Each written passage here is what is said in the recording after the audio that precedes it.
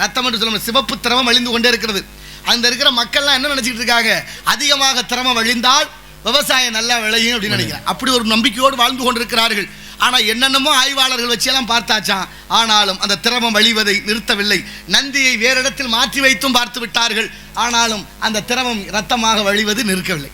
இப்படி அதிசயங்கள் நிறைந்தது இந்த ஆன்மீக பூமி இந்த தமிழகம். அப்பேற்பட்ட தமிழகத்தில் பிறக்கிறதுக்கு கொடுத்து வச்சிருக்கணும், புண்ணியம் பண்ணியிருக்கணும். 5 கண்டத்திலையும் இப்படி ஒரு நிகழ்வோ இப்படி ஒரு நிகழ்ச்சியோ பார்க்க முடியாது.